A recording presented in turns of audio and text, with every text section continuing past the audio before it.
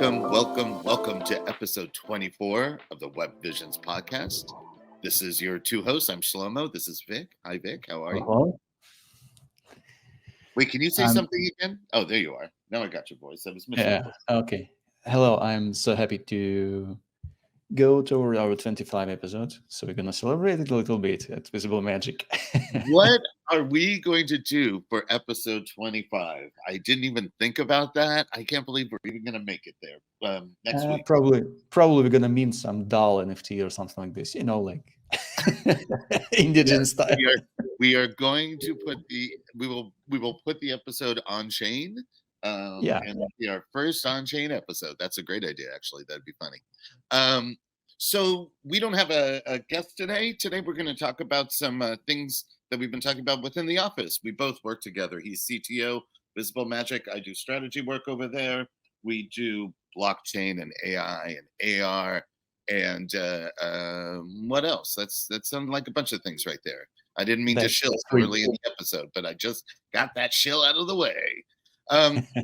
So I have been talking about Farcaster for months in our Telegram, and now finally Vik is on the page of Farcaster.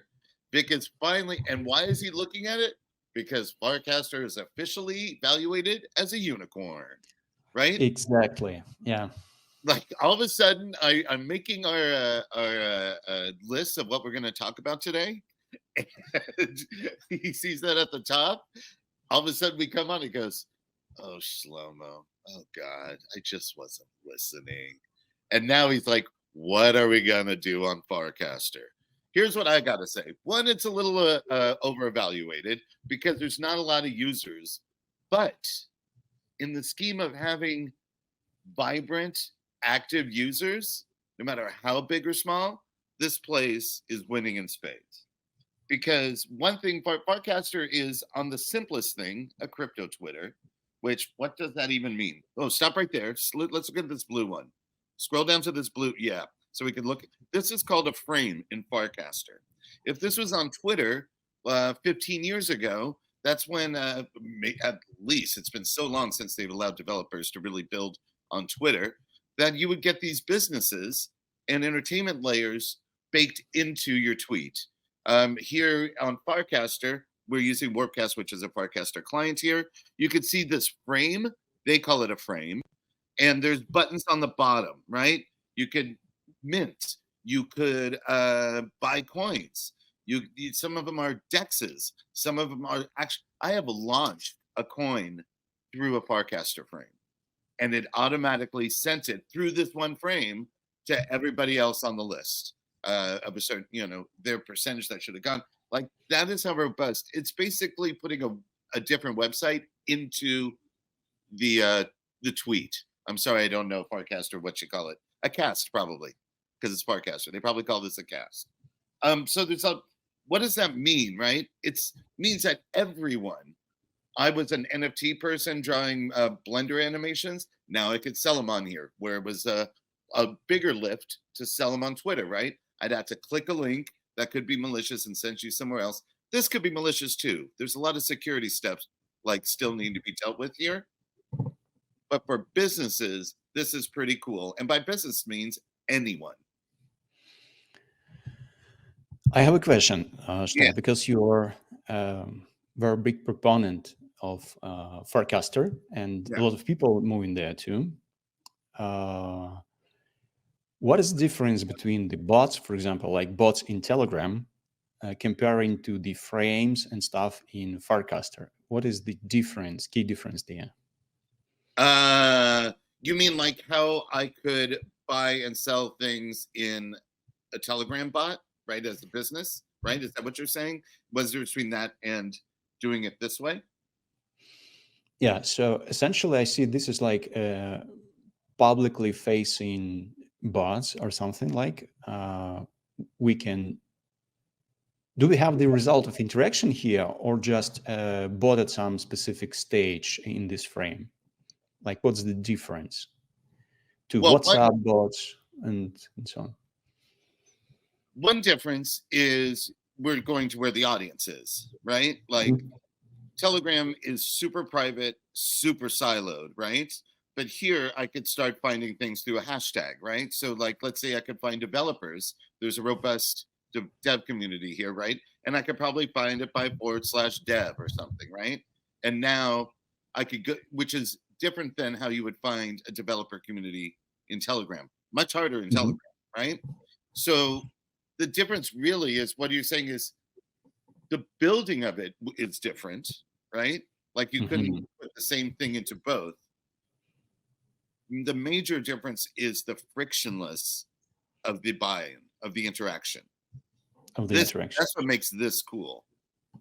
Now, let's say your whole, like, because people have whole businesses just as an Instagram page or a public Twitter page is really the most public-facing business, section they have on the internet.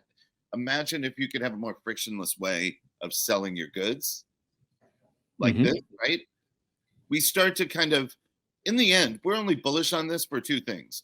One, they're allowing developers to build on it. And two, it is very crypto friendly. It's made for us to do this on, right? So in other words, you don't get this crypto Twitter of people just hating on the industry. This is more aspirational because everybody wants to win here, right? Yeah, and for me, as for developer, it means that this kind of interaction is more like Facebook apps or something like this. Am I correct? Sure. Oh, absolutely. Okay, got it. Because my problem is I was like very privacy focused. I never used Facebook. I never used Twitter for these purposes, so I avoid like public social networks except LinkedIn. But this is like. But the biggest difference with Facebook apps, right? One, you would have to deal with Facebook's metric system, right? Like, which we've learned is fake. View counts are fake on there. Ad views are fake on Facebook. We've learned this for over a decade, right? They've always fudged them. Where here you don't need that, right? Like, because this is actually tied in various ways to your business, right? It's not like a separate entity over here and you're trying to get it out. These buttons are really just connecting to your actual website, right? So it's like it's really connecting to your Mint page, wherever that is, or your or where you're getting the coins, right, on that DEX over there. It's not really a separate thing. With Facebook, you would have to make these separate, like, whole world of just for Facebook. Okay, got it. So this is like a Web3 iframe or something like this, which can natively interact with your account, transact, and all these things. Okay. Yep. And like I said, it's not a huge community, but the economics per member is big, right?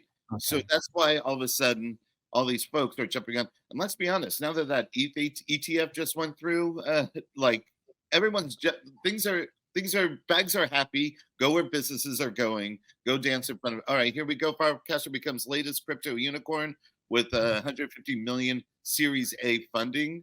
That's some real dollars. Yep. People launch whole coin ecosystems and have made a lot of money on Farcaster. Really? Is that? Have you seen that? These are scene coins, things we were talking about that have been made that are living and started on Farcaster. Okay.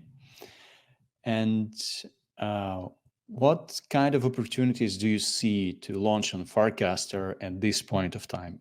Are we waiting for the next meme season or? No. Well, because that's right now we're already dealing in like meme coins and scene coins. Like that is the thing right now. Right now, I think it's a lot like if you're building, we want interoperability. But what the thing is to figure out is what are those connections you want? What do we want to connect into Farcaster, and what do we want things to connect out of it, right? Because like some people are making, how can we take Farcaster and make indexes of the runs that are going, right? That's one thing people are building, right? Like so, might as well like because there's so many coins that are just living on Farcaster. I mean, they're living on the internet, but are being memed and commodified on Farcaster, right? And it's being dealt with over there, right? So it's it's really about finding these connections between this new mall, right, and Yeah. the people living around it who are dying to go in there. They need to be contextualized on the stores there, right? Okay, so I have a couple of ideas. Let's talk about this after our podcast. Thanks a lot for bringing all these cool guys who really became a unicorn to the light, so I can play and have a fun with it. Nice. All right, let's see our next one. What's our next? We will. Have I been trained? I'm gonna find us somebody who's really building on something with Farcaster and bring him in. I think that will inspire the CTO in you, buddy. Yeah, this is super cool. All right, so we have a couple sites here. Now we're going to move into kind of the ethics and the training of AI, and because right now we're hearing about that whole Scarlett Johansson open AI thing, right, where they emulated her voice, which is, I guess, fine, except they had already asked her. They even sent her an email the day before they launched it saying, "Are you sure you don't want us to be your voice? You don't want to be our voice?" And she goes, "Nah." And guess what? They made her voice, and she's like going crazy. So here's how have I been trained. You could type in your information and see if these large models are being trained. Why is this important for you? Well, one, it may be important for you in a positive way. Whoa, what do we got there? May be important for you in a positive way because you do want to be trained, because you want your business to bubble up in paid search. Let's say that statement again. You want to be trained in these large corporate models because you hope for your business to be pulled up in paid search. This is how search is moving. Google is already doing it. That they've moved into generating AI. I call this corporate Gen AI, where this is literally paid search in Gen AI. That's how we are going to search now. We're just going to type in this thing. It's going to give us a paragraph about all these things, but only from those who paid. Vik, what are your thoughts on that? My thought is, we had some kind of these widgets from Google like a couple of years ago. They started to appear on the sidebar, mentioning stuff like this. For example, let's get back to have I been trained. Okay, so I tried to play with this for a while and I didn't get how it worked. Okay, because this is like a Bing net. It searches everything from the internet. Okay, so it doesn't show have I been trained here or not. It just these looks like things that were made. Some of them, right? No, it's just an image, for example, from some website, from Bing.net, from some I think WordPress it's saying website. it trained these. These are the ones they trained off of. I don't know, but from what I can see, I didn't get the clear understanding how it is. AI training data sets. Maybe they're now being locked out of it. Maybe they it's not so clear like what is the value of this website is for now. Well, that busted my bubble. I thought it was going to show us all the cool things that's being stolen. At least I don't understand search or FAQ maybe, but anyway. Public training sets that they use, text and links. Okay, so maybe they show the what they do. They there are a lot of public data sets available. I assume this is all about this, to train AI systems again. That so like publicly available from the web scraping and stuff like this, and they reuse these databases not to train the AI but to search again this for the entered terms. So you don't know whether this large model has been trained against your data or the imagery or whatever it is. They just go through these publicly available data sets Okay. and scrape them. Okay, so this is like a limited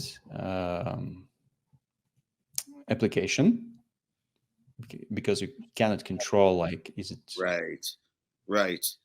So it's already not there? like telling us, like we just heard, that how Reddit, right, Yeah. was getting scraped by Google and telling us Oh total yeah. degenerate answers, right? Yeah. Let me open this. Yeah, it's funny. Like, who would ever use Reddit on that level as an answer for anything? First of all, right? You know what I mean? Like, if I read something, the only thing I trust on Reddit are cheat codes for video games. You know, Really? you know what I mean? Like, they work. A B, left, right, left, right. They will let you know that, and they work. Right, here we go. Too much sauce, too much cheese. You can also add an 1/8 cup of non-toxic glue to the sauce to give it more tackiness.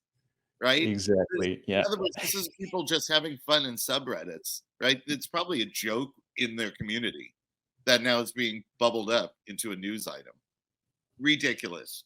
I'm really kind of nervous about that stuff. That ties into our next piece about News Corp, right? And how people on what they're deciding, what these large corporate language models are deciding to pay for. Like, one, to pay for Reddit's information, that's what you get. You know, you get these sort of Reddit comments.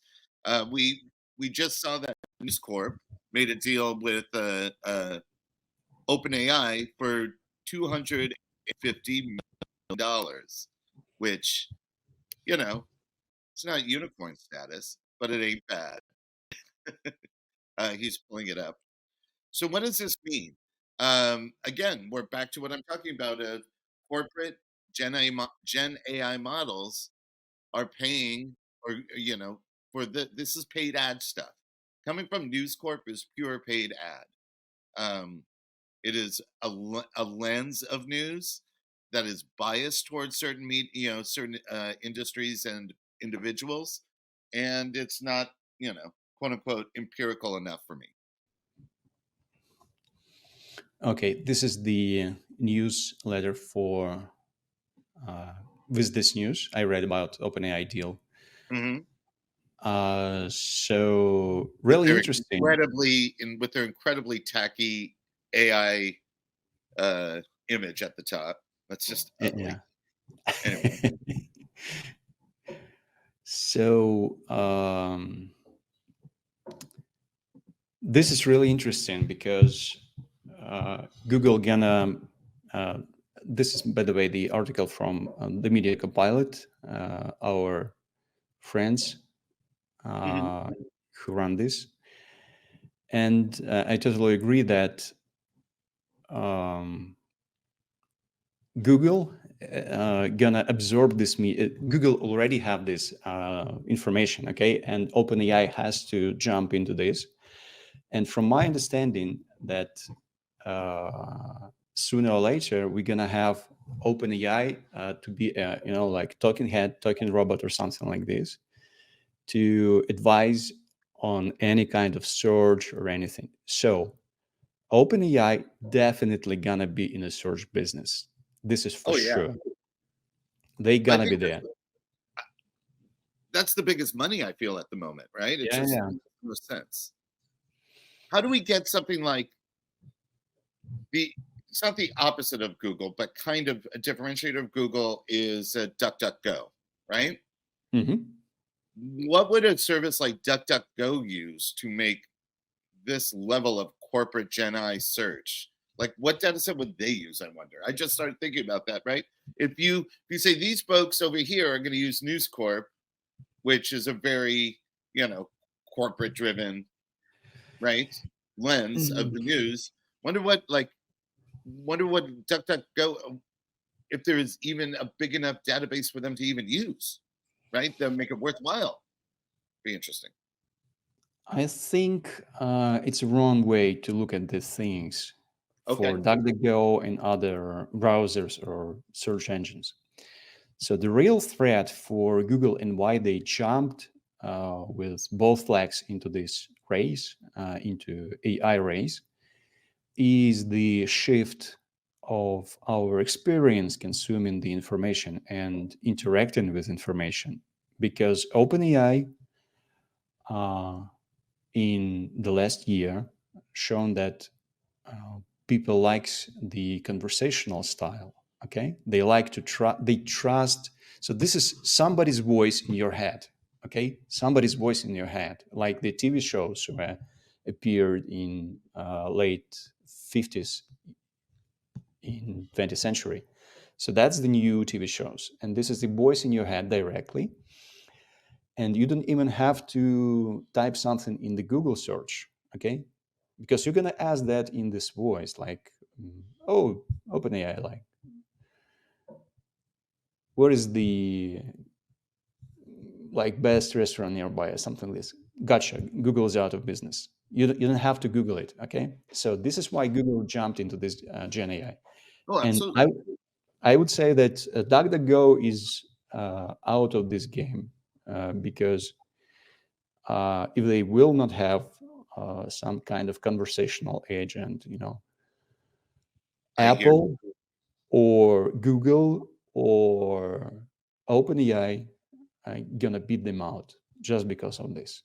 So Google has their own Android platform. So this is why they need this to Mhm. outbeat OpenAI from their platform. Apple probably gonna ink a deal with OpenAI. Microsoft has OpenAI too. So this is like two major giants, search giants, Yep.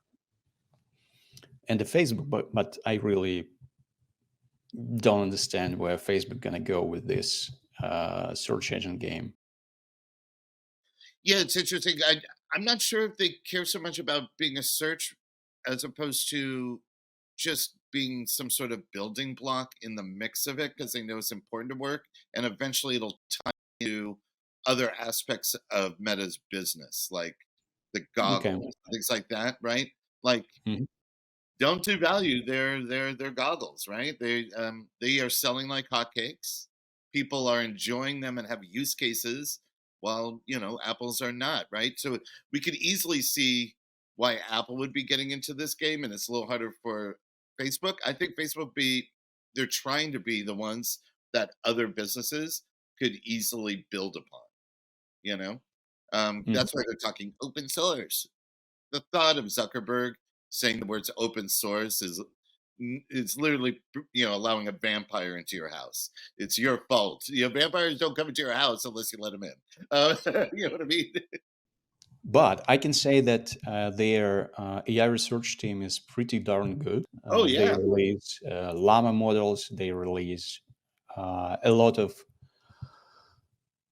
improvement in diffusion models for image-to-image generations, and I think they have a lot of contribution and deserve the respect from the open source movement because of that.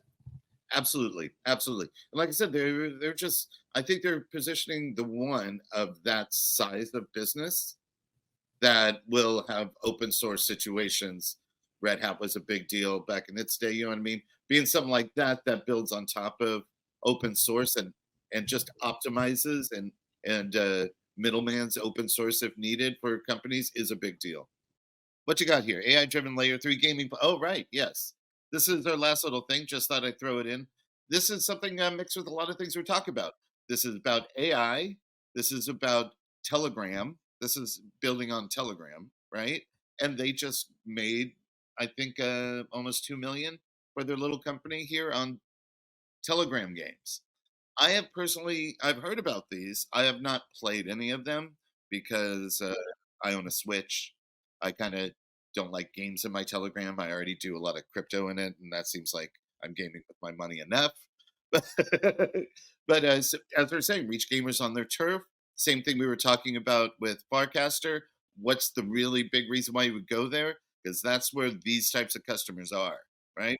See, they got Animoca brands in there. They got some major brands going on in both the game and in entertainment IP. Um, and I do believe Telegram is a big deal.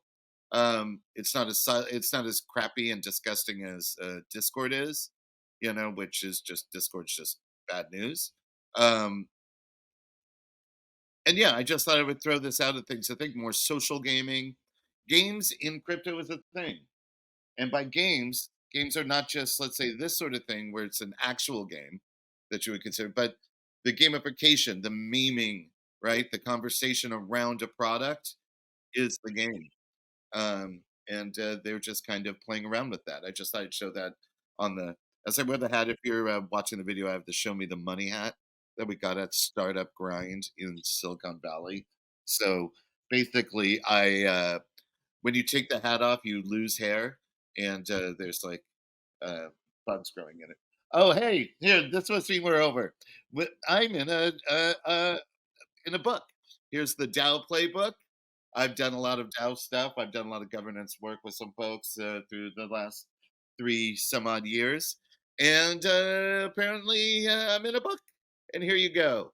You can get the NFTs, or you get it, but here you can just get the book. Here's the book, and we'll have the links to the book. Look, they misspelled my name here. I'm in there as SH. I mean, give me a break. Like they can't spell my name right. But apparently, I'm in this book. Um, I forgot I did this. I did this like almost 9 months ago or so. So this is cool, right?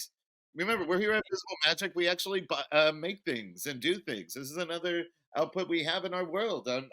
I do DAO stuff. We help our clients figure out their coins. We help them figure out products for communities, and we do a podcast with my buddy Vik. Right, Vik? Shlomo, is this your first book or I've been not? in other books. I've been. Okay. Yeah. Okay, cool.